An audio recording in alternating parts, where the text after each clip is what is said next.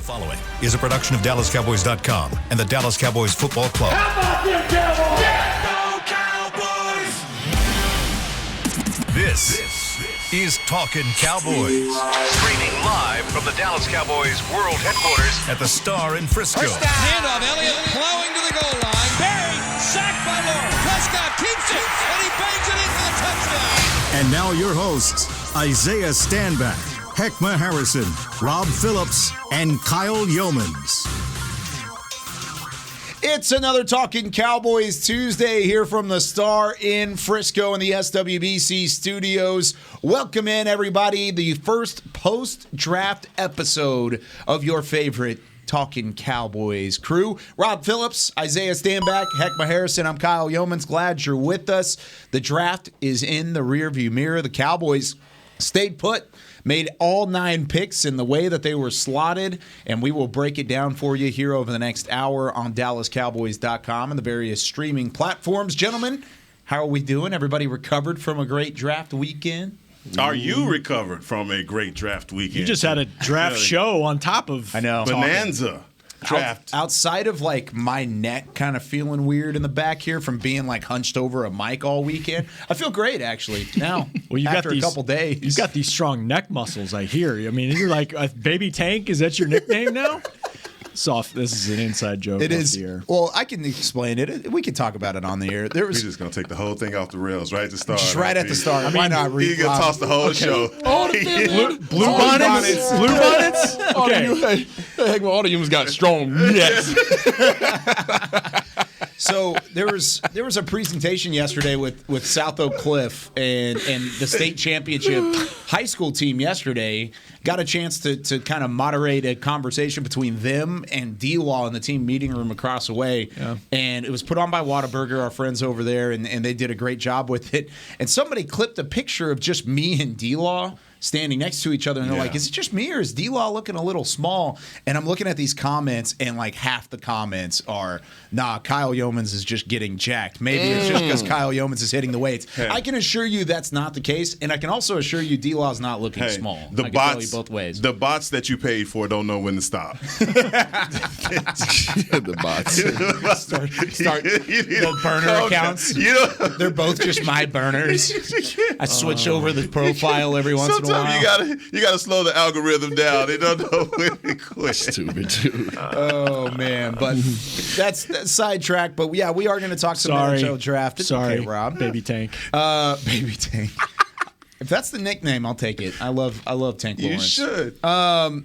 Isaiah, you did some draft work this weekend. How did that go? It was good, man.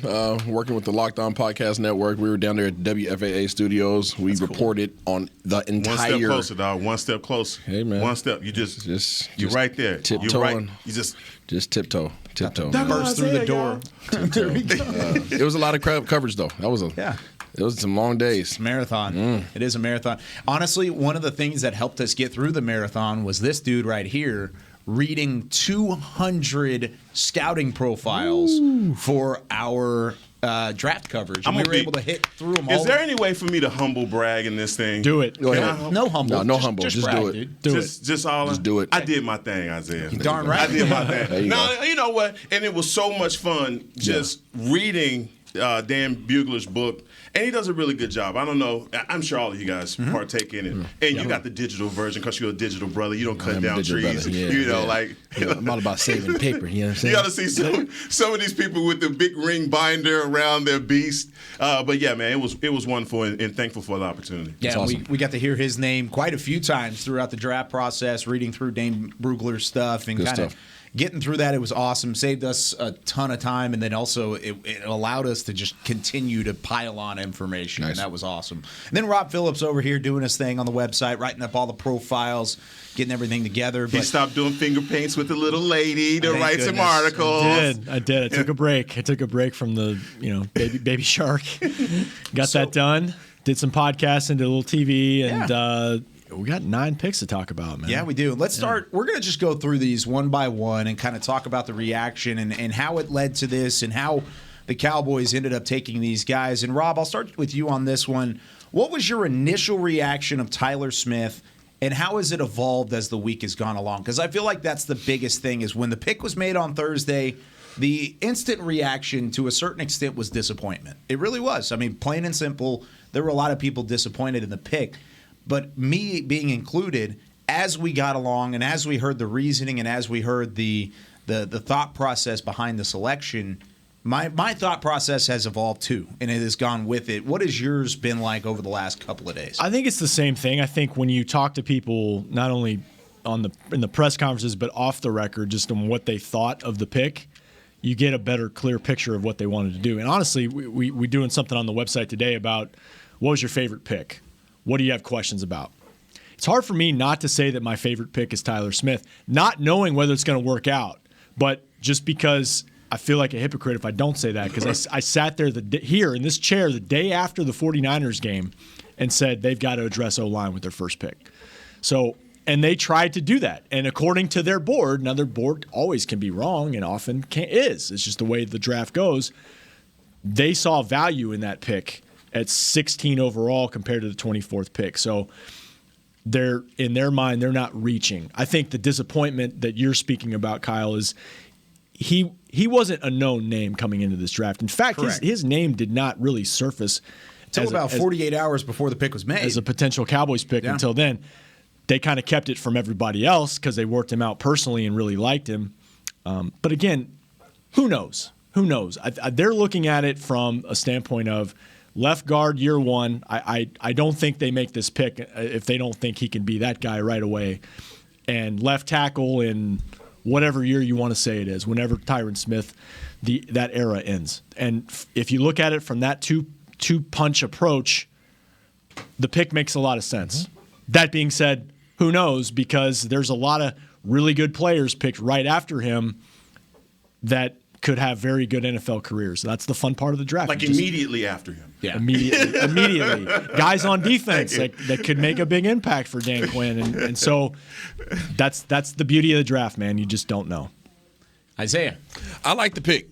The number one pick, I had no quandaries about it. Nothing at all. I felt good about the number one pick for those exact reasons, and I don't know why everybody was up in arms about it. I knew exactly what the game plan was. Rob outlined it well. He did, because absolutely. There were other names we liked along the way. There were the Zion Johnsons, the Kenyon Greens, the Tyler Linderbaums that we had kind of tabbed that we would be there. We talked about those guys, but when they show his highlights, I get it.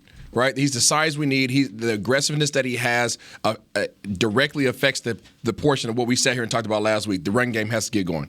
Sure, absolutely. This team is crap on offense unless the run game is rolling. So that's what he does, right? He run blocks really well. So that's one of the things that they're going to do. He's a plug-and-play guy at the offensive guard position, and I knew immediately that the game plan was he's the replacement for Tyron, right? He's the guy. As soon as he retires, all right, buddy, you're now playing left tackle. And at that point in time, we would have already addressed the backup guard position or whatever that may be, or maybe they address it in that year's draft whenever they find out about Tyron, whatever year that is. But this was the great game plan for round one. I am all about their decision in round one. We'll talk about the rest later. Well, not to be redundant because you guys outlined it perfectly, and I agree with both of you.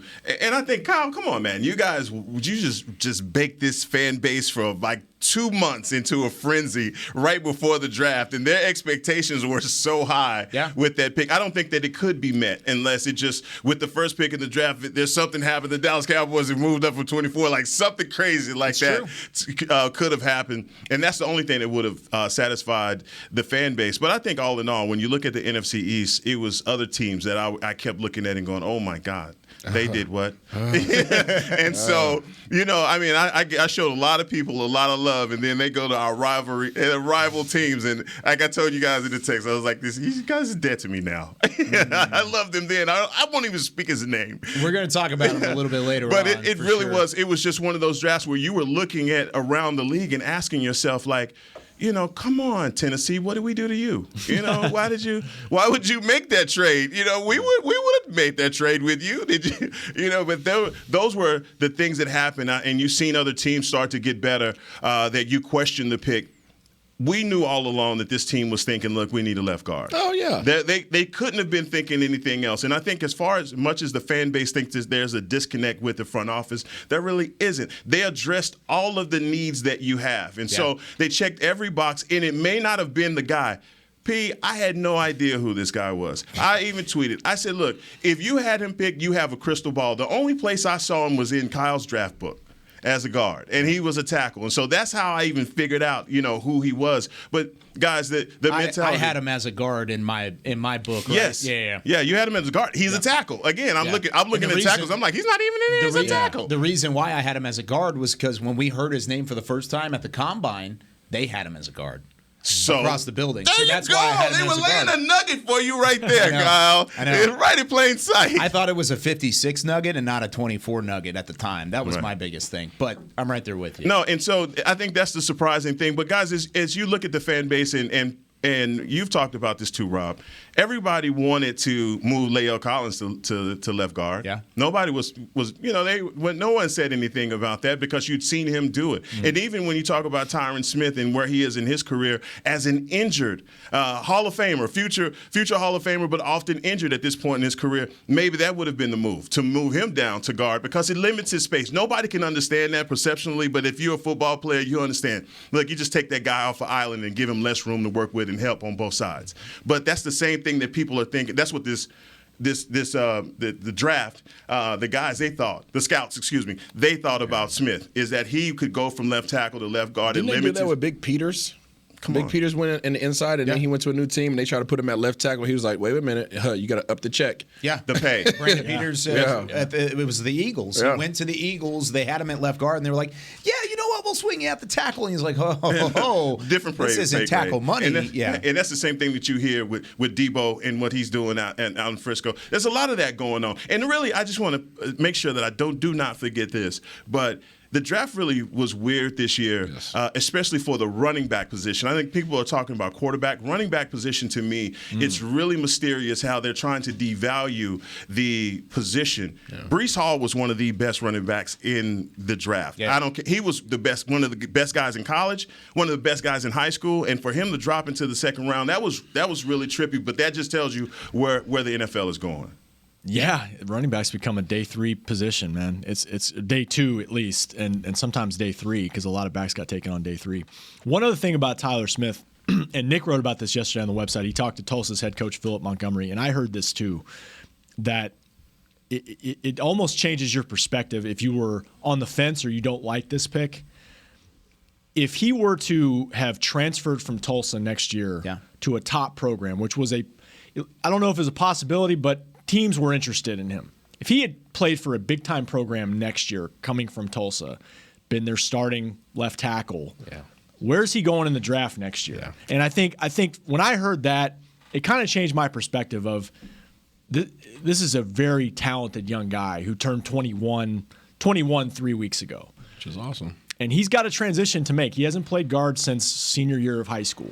So there's a transition here. The penalties were a problem at times. That's another thing you hear about where some of that was he's knocking the crap out of guys, and that's better than technique issues or things like that, or pre-snap stuff. Yeah, but their things they can offense, teach. but their offense was a high tempo offense, right? And I think last time I checked, I think he ran 250 more plays than the next man up. Yes. Yeah. So they give you more opportunities to have more penalties. Absolutely. But nobody's looking at that. And you're on the island, right? You're on the island at the tackle position. Now you're going to be sandwiched in between 2 other 300+ pound men. You're not going to have to worry about those things. Yeah, a lot of snaps in that regard. You're right. And just seeing him on Friday.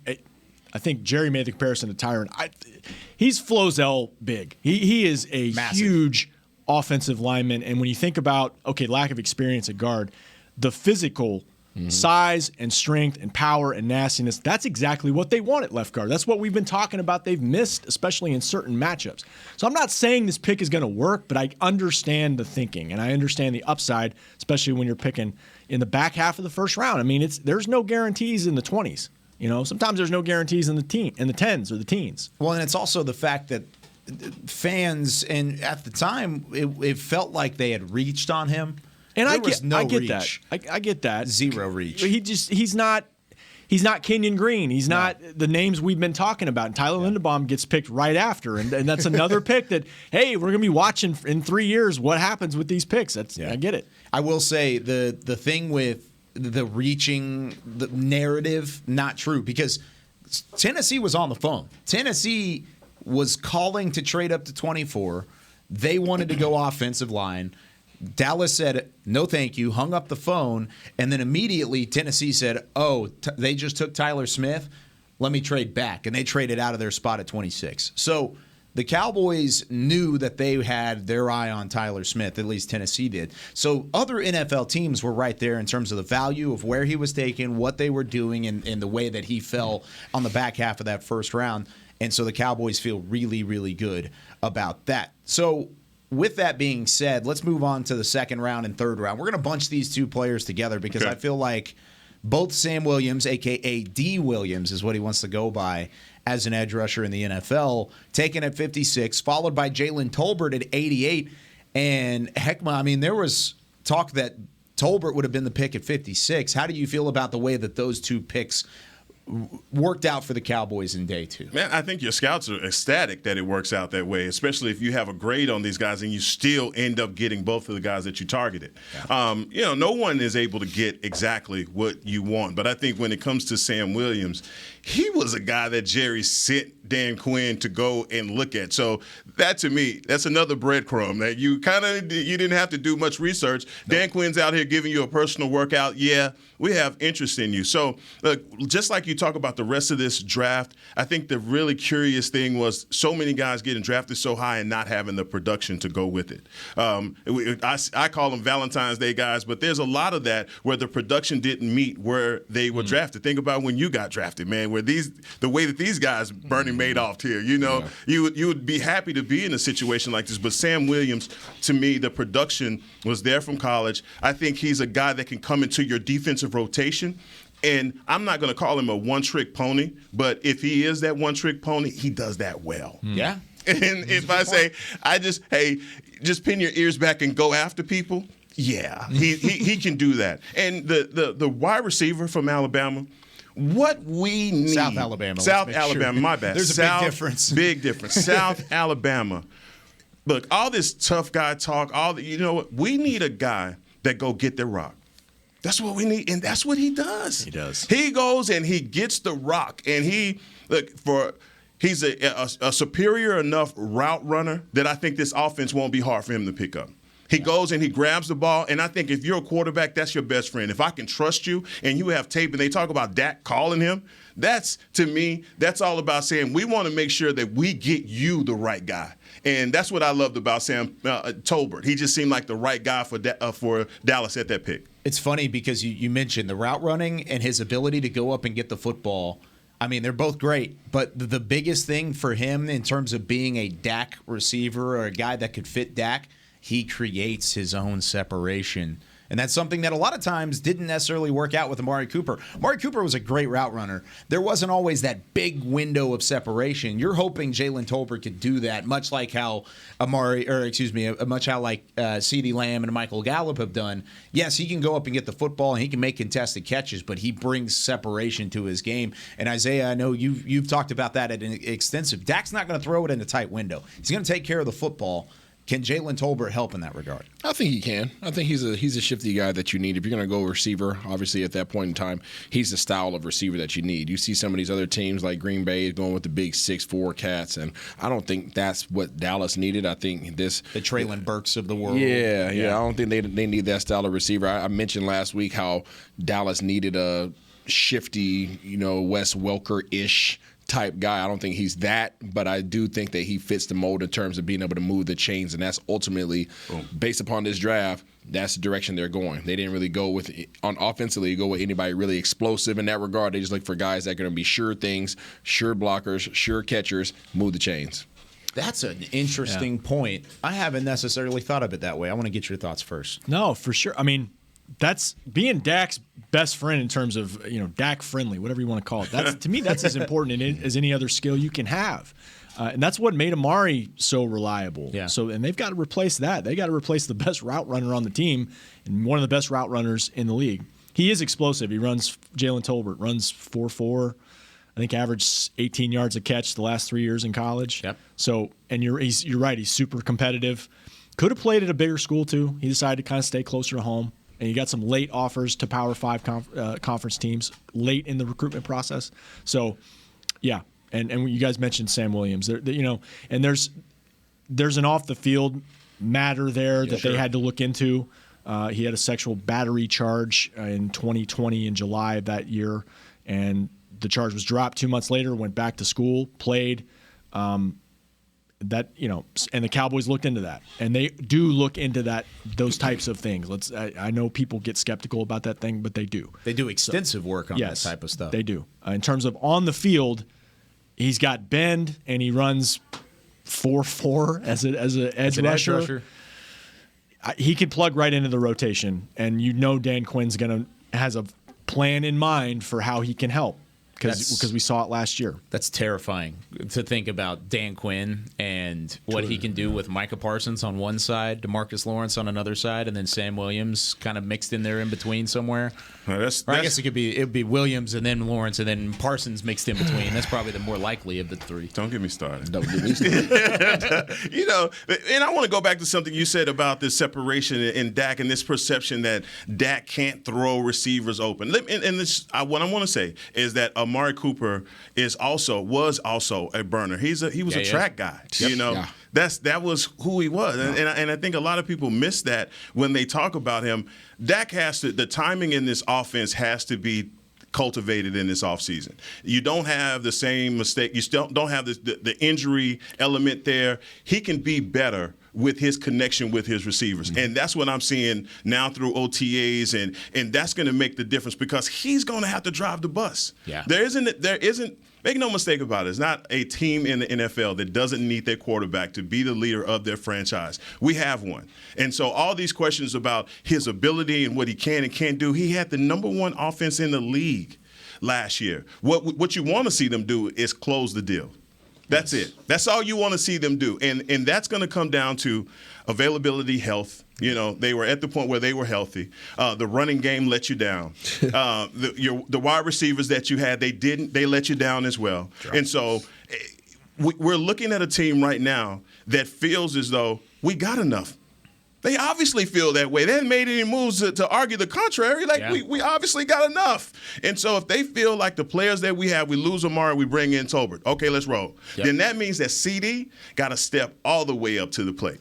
This is a great segue because this draft gives us a clear picture, or at least I think it's a clearer picture of where this organization is going from a personnel standpoint. We're going to talk about that direction when we come back on the other side of the break. You're listening to Talkin Cowboys on DallasCowboys.com.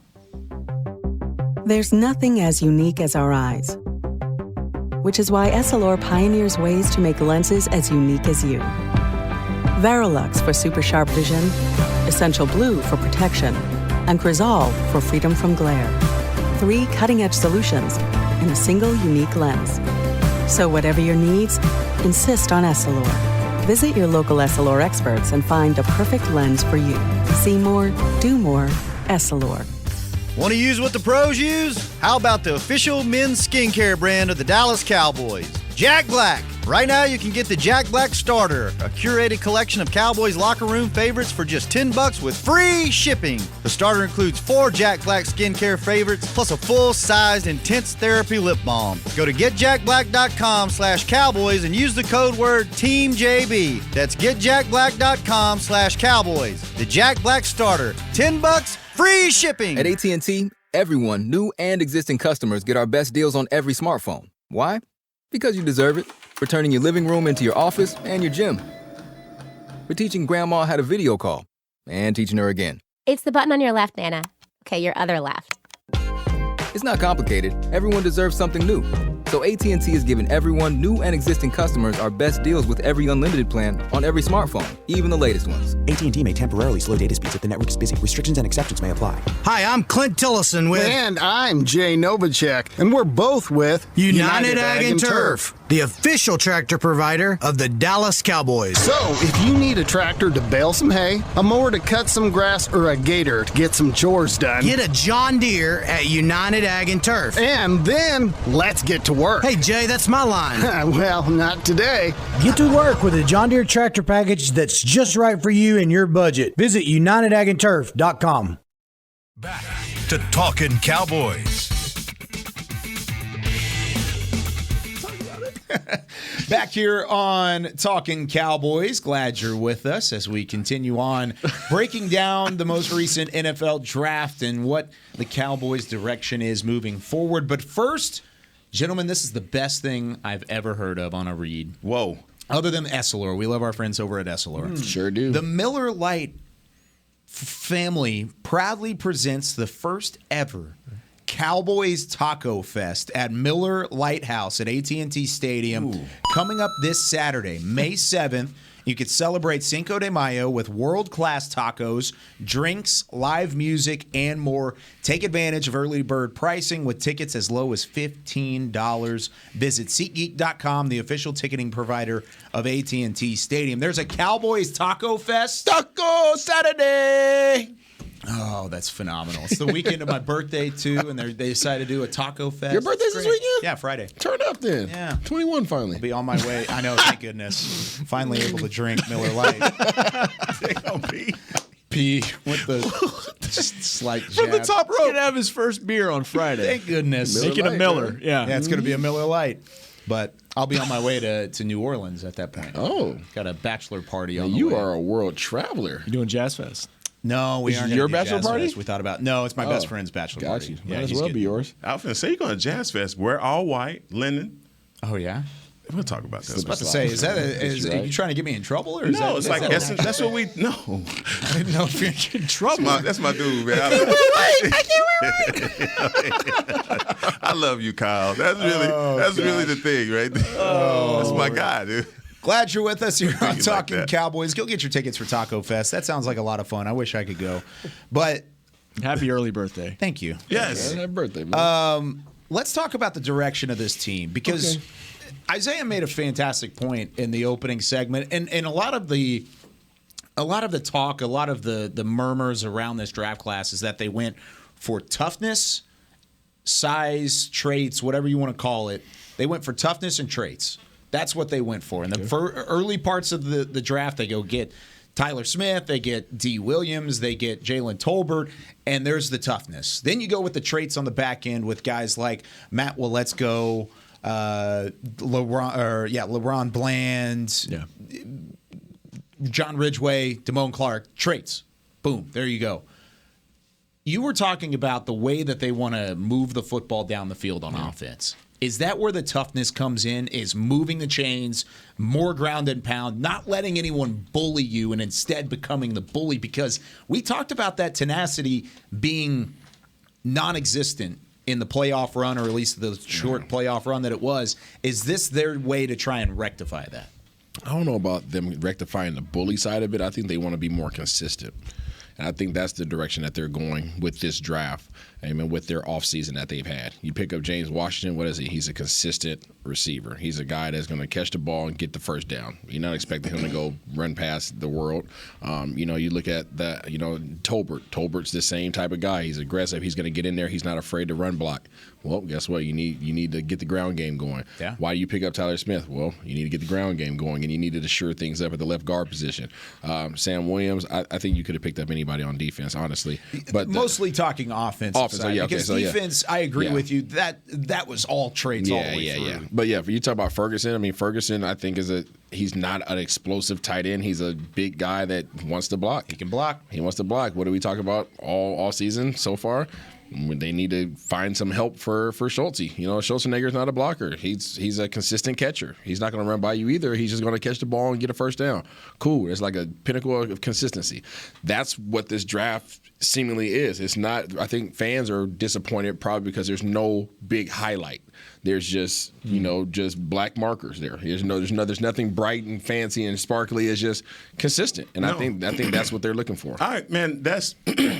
I love what you're saying because you're saying we need a dude. Yep. Give me a dude that I know I can trust to be the player that we've seen him be on tape. Everybody that you're showing me, you're projecting it. You're basing it off of the potential of the player. And nobody wants to hear that. We want to know that you could come in and you can get the job done. And that's why the draft is so interesting. Yeah. No one knows. This guy Smith can come in and be everything that you need at left guard. Sure. Sam Williams is not going to be the guy that you put everything on him to be successful at edge. You have those guys already. You have a Dante Fowler. People don't want to hear that. But if you trust Dan Quinn, then you trust the decisions that he even made during this draft. I think the defense is going to be 10 times better under 2 years of Dan Quinn. And I trust that. Offensively, we just need to get this running game going. Yes. There's no other way to particularly put this together than to say, look, this offense has to run better, especially in the latter half. We've been cursed by the curse of December.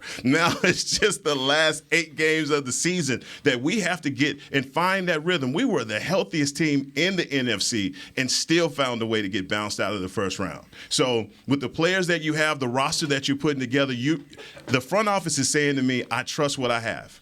And I'm willing to go to war based off of the schedule that we have. And, guys, we play some teams this year. Yeah. And so the team that you're going to war with is based off of Jalen Tolbert and company. All right, and you need CeeDee Lamb to be the ultimate best part of himself. Yeah, for sure. I think if you're a fan and you're skeptical of this draft and if you're just cynical about just everything they do. Why is it every time you say that word, I immediately think of David Hellman? I don't know why. He would probably take that as a compliment. You could point to what we just talked about, like Isaiah's talking about the Sharpie, and you're just checking off boxes. Yeah. And I'm not patting myself on the back because nobody asked me over there. But when I do and I said this last week, I'm pretty basic with my mock drafts. Like I'm basic in general. But when I go down the list and I say in order, like here's the needs basically in order. And okay, here's a guy that could fit here and here and here. Yeah. My mock, I didn't get any of the names right, but I had the positions right, I think in the first 4 rounds. And maybe 5 in my initial one. And my point is that never happens. That never happens because usually they'll surprise you with a pick of a BPA guy. Yeah. And I think fans might look at this draft and say, did they really do that? Or did they reach? Did they go for needs at every round? And they say no. They said that everybody on day 3 was a value pick, like was a 4th round or better. Yeah. Except for Ridgeway, who was a 5th round grade. And even then, a lot of people had him as a 3rd or a 4th. Yeah. So they say they feel like they got value and need at the same time. And I think that's an accomplishment in itself. We'll see how it plays out if guys can step in and play and help. But to your point about and Heck's point about getting stronger, getting tougher mindset, I definitely think that was a factor. You guys mentioned the offense, and Tyler Smith can hopefully helps the run game immediately with that. On defense, Jerry spoke specifically about the Ridgeway pick, the deep tackle out of Arkansas, how he said, we got big boyed in the playoffs, basically. And Mike was sitting there during the day 3 talking about, remember the playoffs. They got out-physicaled in that game, and there's other games you can point to. Denver, Kansas City, where they did too, offense and defense. I do think there's something to that. Like they just went and drafted another 320-pound-plus guy to help kind of be Brent Urban, to help stuff the run. They're trying to get stronger and tougher inside on both lines, and we'll see if it works out. And that's what I felt about the Ridgeway pick. I felt like that was the answer to Brent Urban, because when he went out, I believe it was a tricep injury that took him out. There's something happened to us at the line of scrimmage, and it wasn't enough. His presence, I think it really did deter a lot of guys from running on us, and that's when you start to see those teams. Denver was pretty much one of the first teams that I saw have that kind of success. Like, we can't stop them right now on the run. And in the playoffs, it just felt as though we can't stop them. You need that, and you get a young, big body like Ridgeway that had a 3rd-round grade on him. There's no way you can't be excited about that. I really like Ridgeway, so I don't mean this in a bad way. Because I do. I think in terms of the value picks that they had in the draft, they grabbed a good guy there on the backside of it. And he's an Arkansas boy. And he's an Arkansas boy. That's fine. It's only the second guy they've ever taken out of Arkansas. There's no bias there. It's the first time since 2008. Felix Jones was the last time. So you're saying it doesn't hurt. Doesn't hurt. Okay. It doesn't hurt. So he brings the toughness. He brings the physicality. Does it worry you in the fact that I agree completely with the way you just outlined that, Heckma, because of the Denver game? I'm thinking about the playoff game. They waited till the 5th round to address that. Not only the 5th round, but their 4th pick in the 5th round to try and address a big-time problem there. Is that still a hole after this draft, is their run defense and their toughness on the interior of that defensive line? That's exactly what I meant by Dan Quinn, another year of his system. I think you get a lot of that taken care of, because the argument before is that the Cowboys only need a middle-of-the-road defense to be successful. Well, you were middle of the road last year. And now with some more picks, and we still hadn't gotten to camp, and there are going to be teams that's going to let guys go. And as the front office has said, we're not done in free agency either. So I expect for us to still be able to get guys that may be a bridge player, but be a guy that can come in and impact your team. We thought that, the freak nephew was going to be a bridge player. Jerron Curse. We thought he was going to be a bridge player. Oops. He wasn't. He ended up being exactly what you needed on defense. We haven't addressed the free safety position, really, if you think about it. We have a guy that's coming off an Achilles injury that had an okay season, but what is it going to be for him to have another year in Dan Quinn's system? So if we've put all this trust in him, I have to trust him as well and say that the defense can be better. Isaiah, what do you think about that side of the defense, that tenacity, and what they did to kind of cover some of those holes? I would have liked to see them be a little bit more aggressive at the linebacker position, honestly. I think linebacker and interior D lineman, to me, was more of a necessity than a defensive end. Personally, I don't think, I mentioned this last week, there aren't that many dominant defensive ends in this league. There just aren't. And most of the ones that are very dominant, they play on the same teams. There's a handful of teams, right? The AFC West took all of them. Yeah.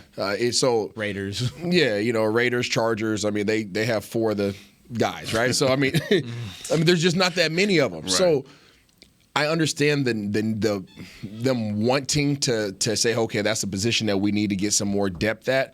But personally, I think there were more effective players in this particular draft that didn't have a lot of guys that were very explosive and kind of jump off the screen type guys that we had opportunities to go grab that I think would have had a greater impact on this team right now. Yeah. Anybody specific that you wanted? No, I mean, you want to save this still? Okay. No, let's go for it. Okay. So, Isaiah, you mentioned it last week. Yes. You talked about how you had a wish list. Short list of guys that you really wanted to go to. And we'll talk about the rest of the NFC in a little bit, especially the NFC East. One of those teams selected that guy off your wish list, and that was Mr. Nakobe Dean, who's going to Philadelphia. He was selected by the Eagles, what was it, in the 4th round? 83. It was 83? 83rd so third pick. round. Okay. How does that make you feel? Angry. Well, this is a therapy session for all of those. Okay. It made me feel very angry, Kyle. Okay. Reason being, I think everybody expected him to be gone in the 1st round. I don't think there's anybody that thought otherwise. Now, throughout the draft, we found out more information about there being injuries, him not wanting to get surgeries, blase, and he continued to fall. Being that you never thought that you even had a shot at him, right? You needed to address O-line. You had 1 first-round pick. Okay, you take care of your O-line. You got to get him. Okay. That dude's still sitting around. Kind of crazy. We're going to go take care of our defensive end position because that's what we really want to do here in Dallas. We lost Randy Gregory. We feel like we have a big gaping hole now. So let's get the defensive end. Okay, cool. All right. He's still around. You have 4 fifth-round picks that you could have shot the dice at and moved up to go grab him. But no, another team grabs him 5 picks before you. Yep. In the 3rd round. He, to me, was one of the few players in this draft that was just physical specimen, explosive, just I don't want to face that guy type of dude on defense. And you had an opportunity which we have a hole because we have a Jabril Cox that we drafted last year that's coming off of ACL. Yep. So we don't know how explosive he's going to be. We know he's going to get back healthy, but do we know if he's going to be as explosive as he was when we drafted him? No. That's a big question mark. Mm-hmm. You have an opportunity to go grab a player that you know nobody wants to face. That was a complete terror. If you have a question mark on Jabril Cox, wouldn't you have a bigger question mark on a guy who has a shoulder injury? No, because I've had 3 shoulder surgeries. You see, but he hadn't even had shoulder surgery. Understood. He refuses to get shoulder surgery. I think he might have been misguided by his agent. And that's all speculation. Maybe they have more information than I'm sure they have more information than I have. I was about to say. Yeah, I hope so. But I look at it from this potential. You have Vander Esch that you re-signed that you put in the middle. Or, Vander Esch is in the middle. Okay, he's a big block, 6'4", 250 plus. Okay, he's not going anywhere. You need him to come downhill, neck roll and all. You have a guy outside of him that you drafted last year, a.k.a. the Bazooka, that's a complete terror that can walk down at the line of scrimmage, but his position is outside linebacker, correct? You could have put a Nakobe Dean on the opposite side of Vander Esch. So you could have had a Nakobe Dean, Vander Esch, and Micah Parsons at the second level. Who is working up to the second level and getting those guys? Micah Parsons and Nakobe Dean running sideline to sideline is a complete, absolute worst case scenario at the second level for any team that plays against the Dallas Cowboys. I don't disagree with you that the linebacker depth doesn't look nearly as deep as it did last year. I will say a lot of times last year they're playing 2 linebackers. And they're playing 3 safeties. And Jaron Kearse, they don't call him a linebacker, but he's a linebacker. You might as well. Yeah. And if you look at the snaps, like Vander Esch is getting 50-something% of the snaps. And I'm blanking on Keanu Neal was getting about half the snaps. So the way they play their defense, maybe they don't view it as much of a need if you got Jaron Kearse and ever comes off the field. To your point, Nakobe Dean's a terrific talent. And Kyle mentioned some of the injuries. Labrum, knee tendonitis, apparently, according to reports. The pec, all those things is why he dropped. Yeah. I got knee tendonitis right now. Me too. Yeah. Everybody. So I can imagine. But take into account, I know you're going towards the scheme, and I understand what you're saying. Yeah. How often did we do exactly what you wanted us to do last year, which was put Micah Parsons at the defensive end position? Well, yeah, you move him around. And all of a sudden you don't have Micah Parsons at a second level. But had you had a Nakobe Dean, you could put Micah Parsons at the defensive end position and bring Nakobe Dean in at this linebacker, and now you have Vander Esch and Nakobe Dean at the second level. This is literally preaching to the choir because I was willing to take Nakobe Dean with the first pick. Yeah, Heck was on your side. No, so my problem with once he started to fall, and I didn't even hear about the injury issues until after the first round draft. Seriously, nobody knew. That shocked me that he fell past the first round. The first round, and then when the second round happened, I'm like, whoa, something's up.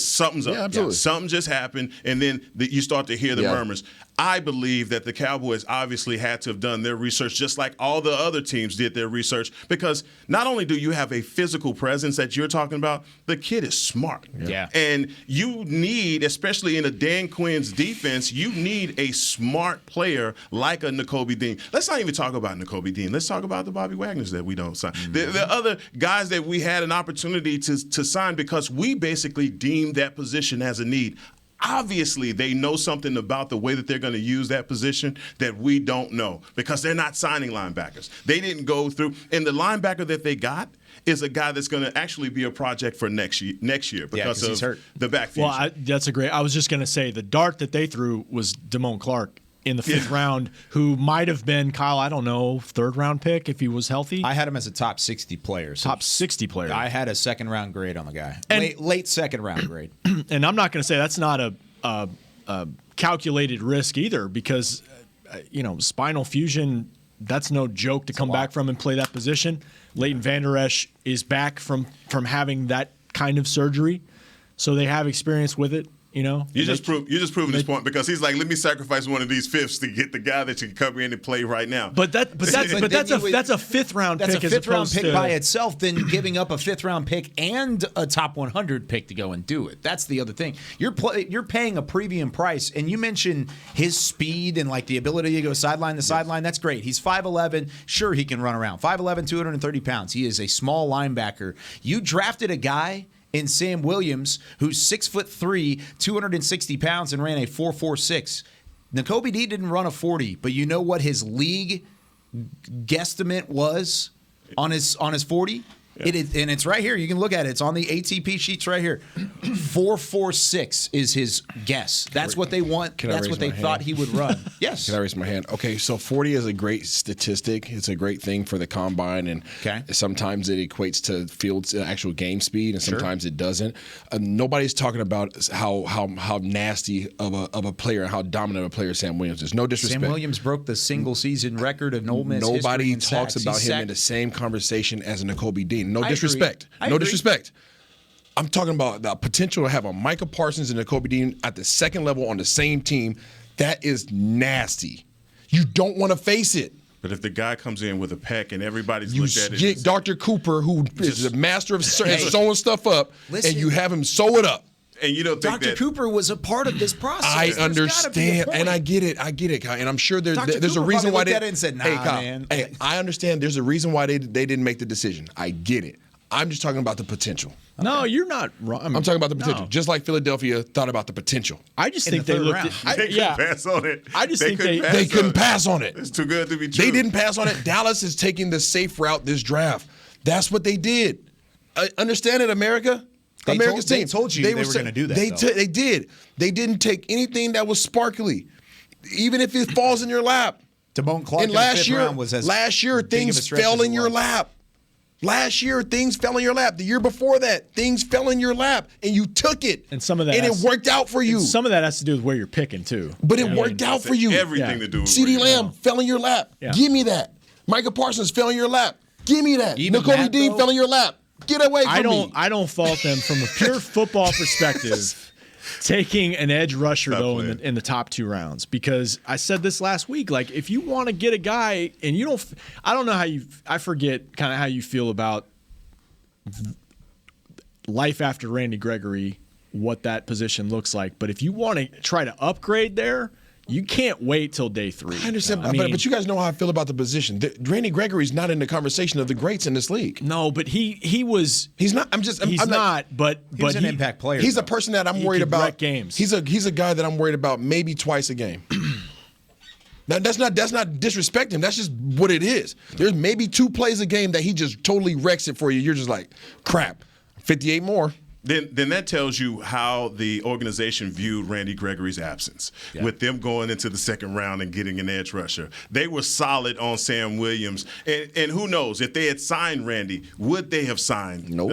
Okay? Would that option be more of more flexibility to get a guy like Nakobe Dean? I think all of those things kind of played into the equation, and that's why they didn't take him. I just understand Dan Quinn's system. Obviously, you guys know I've understood it for a long time. Yeah. And I understand the addition. They'll be fine. Their defense will be fine. But the threat of those guys and that speed and that tenacity, what that could have been in a Dan Quinn system would have been an absolute terror. Because other teams in our division that we're about to talk about, they just leveled up and they said, we're going to be a terror. Let's talk about it on the other side of the break. What did the NFC East teams do that upgraded their ball club, and how did the Cowboys match up? When we come back with more Talkin Cowboys. New Dr. Pepper Zero Sugar. You deserve it. I do deserve that. You deserve decadent flavor without sugar, and a day at the beach without sand getting everywhere, and a relaxing bath that your children don't interrupt. I deserve all that? It's really just a visual metaphor for Dr. Pepper Zero Sugar. Everything you want, nothing you don't. A visual metaphor on the radio. I do deserve that. Dr. Pepper Zero Sugar. The zero you deserve is finally here. At AT&T, everyone, new and existing customers, get our best deals on every smartphone. Why? Because you deserve it. For turning your living room into your office and your gym. For teaching grandma how to video call. And teaching her again. It's the button on your left, Nana. Okay, your other left. It's not complicated. Everyone deserves something new. So AT&T is giving everyone, new and existing customers, our best deals with every unlimited plan on every smartphone, even the latest ones. AT&T may temporarily slow data speeds if the network is busy. Restrictions and exceptions may apply. The Cowboys way, where 16 Hall of Famers and 5 championships shows us what success looks like. Where turkey is always the second best part of Thanksgiving Day. Where we are all defined by one single thing, the star. Where we as fans know it's our job to keep the tradition going. Bank of America is proud to be the official bank of the Dallas Cowboys and to support the quest of living life the Cowboys way. Copyright 2020, Bank of America Corporation. Before there was a draft, you could size up a cowboy by 3 simple factors: the crease in his hat, the bend of his brim, and his unbending attitude. A man's Stetson didn't just protect him from what life threw at him, it projected a rugged, unstoppable spirit. Stetson hats are still American-made with pride right here in Texas. They're still the unofficial crown of all self-respecting cowboys, and Stetson is proud to be on the field with America's team. Find a retailer nearest you at stetson.com/cowboys. Back to Talkin Cowboys.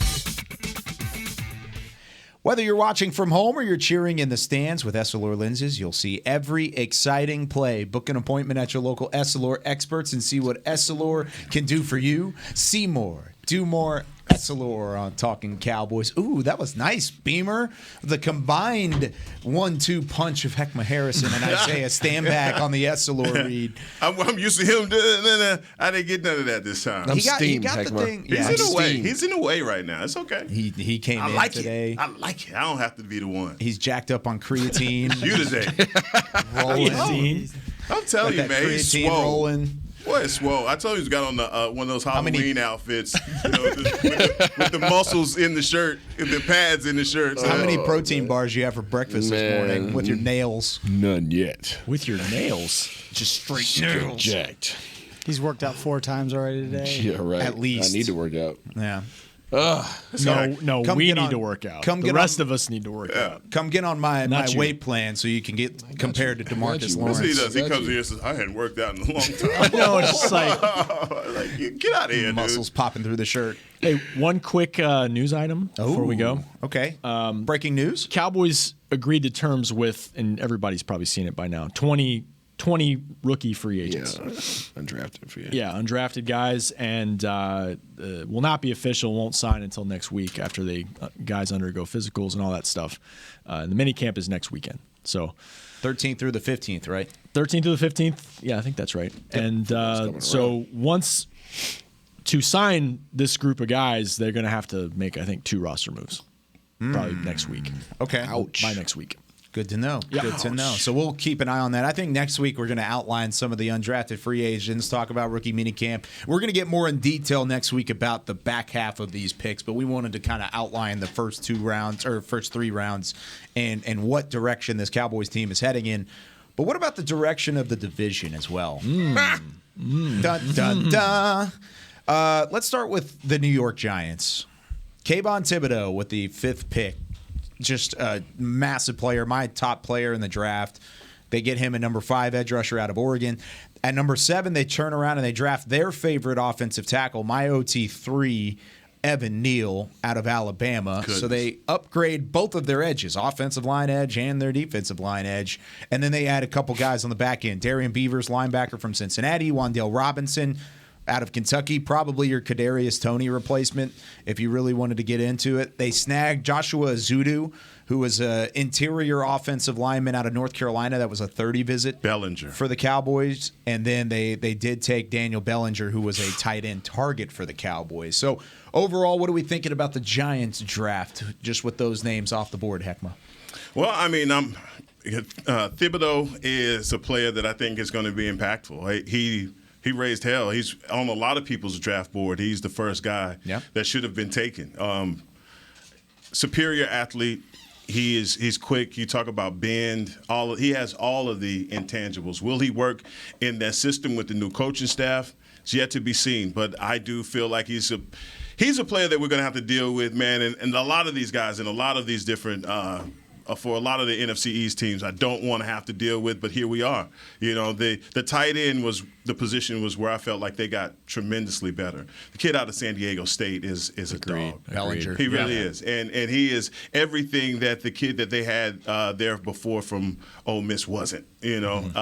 And he's big, he can block, he can pass catcher, all of those things. So that's one of the picks that I've really paid more attention to, but I like him as an edge. And Neal is such a big kid. I just remember looking at my television on Saturdays going, what is his mom's grocery bill like?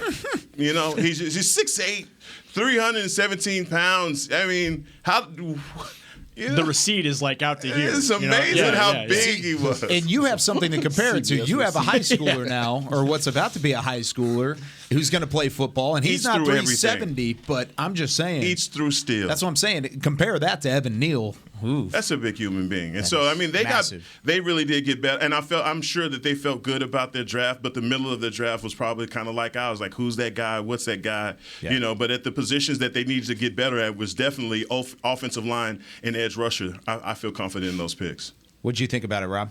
Yeah, I totally agree. And I thought about when Isaiah was with the Giants, like when they've been really good, they've had great edge guys in the trenches, both sides, especially on the defensive side to get to the quarterback. So that's, it's important the Cowboys hit on the picks that they made. Yeah. And for Evan Neal, like you're trying to evaluate your quarterback position in New York and one more year for Daniel Jones to get it done, and then they'll see what they do from there. But that's been a problem for them for years, is their offensive line protection. So I think that was a really solid pick for them.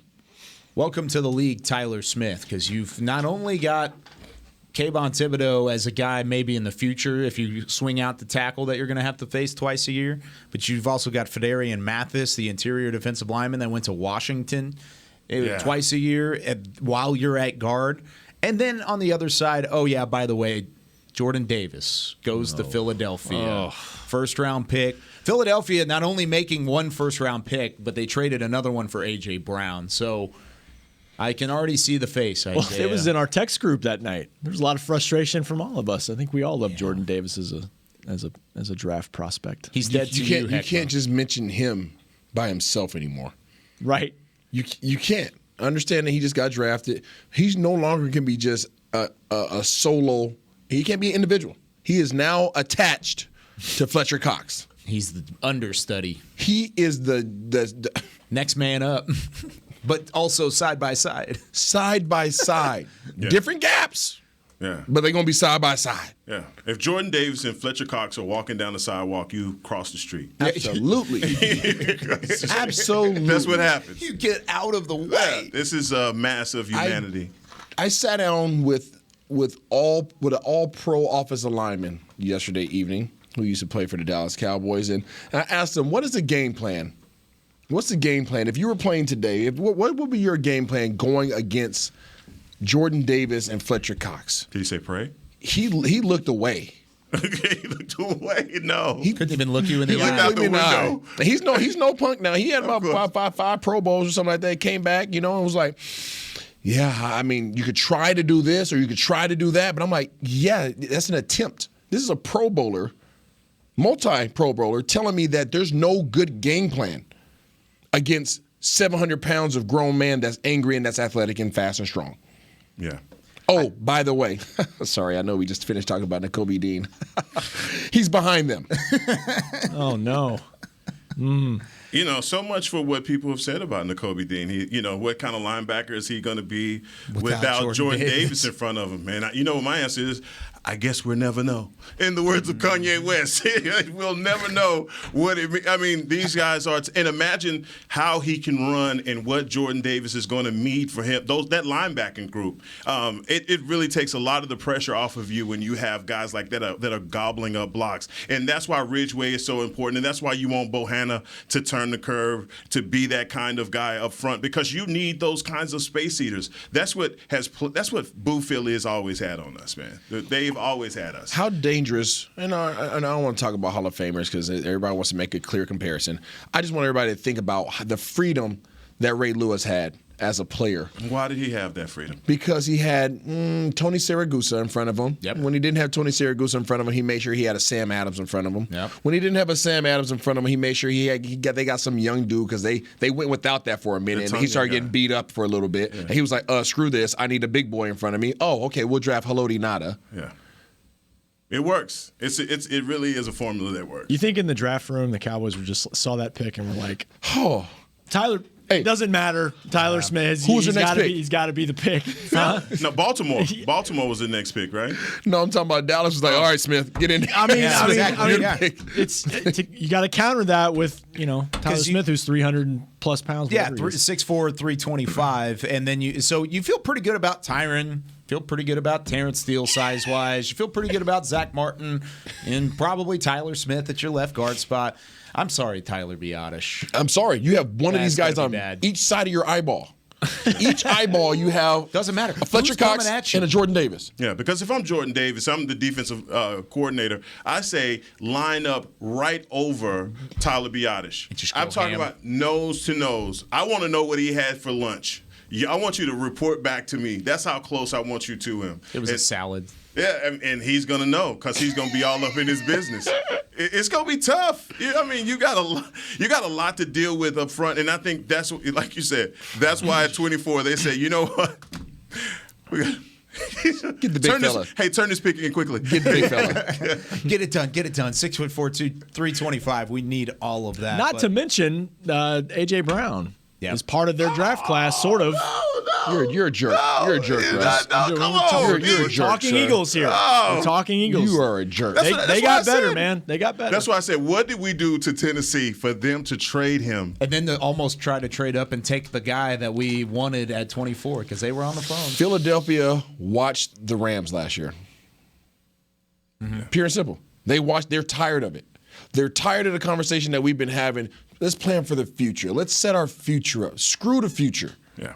Screw the future. The future's now. They didn't even really do that, though. They had a ton of draft capital, and they've got 2 first-round picks next year. Absolutely, they did. Fine. But in a sense, they said screw the future because they said you guys don't want to pay him $25 million a year? We'll do it.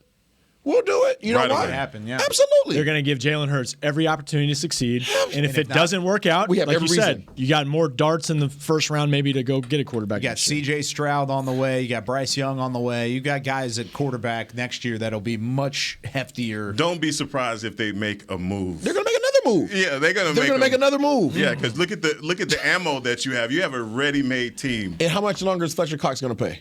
Yeah, he's probably done after this. They're probably going to trade Jalen Reagor. Shooting your shot. I guarantee you, to Agnes' point, they are going to make another move that makes the freaking da-na-na.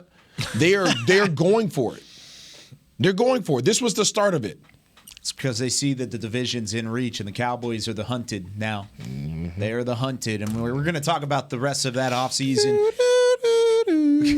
OTAs, couple months away. Then we've got rookie mini camp next week. We didn't talk about the Manders. Yeah. Oh, I mentioned Fadarius Mathis. Okay. The Manders. Yeah, that's what I'm going to call them, the Manders. They went and got Jahan Dotson as a wide receiver. Pretty good pick there, first round. Going to add some firepower to Terry McLaurin and that wide receiving core. But that was, Sam Howell in the late rounds, Brian Robinson Jr., they went almost all skill to a certain extent. They added to that D-line with Mathis. That was the thing. That was the big one. That was a big thing. Yeah. They love Alabama guys. Yes, they do. But really, I think the Cowboys, the Giants, the Eagles all had decent drafts. Philadelphia and New York had great drafts. Let's just say it that way. So things getting interesting in the NFC East, and we've got an entire offseason to break it down for you here on Talkin Cowboys. That's going to do it for us this week. We'll see you next Tuesday. For Chris Beam, Rob Phillips, Isaiah Stanback, Heckma Harrison, I'm Kyle Yeoman saying so long. We'll see you next week from the Star in Frisco. This has been a production of DallasCowboys.com and the Dallas Cowboys Football Club. How about this, Cowboys?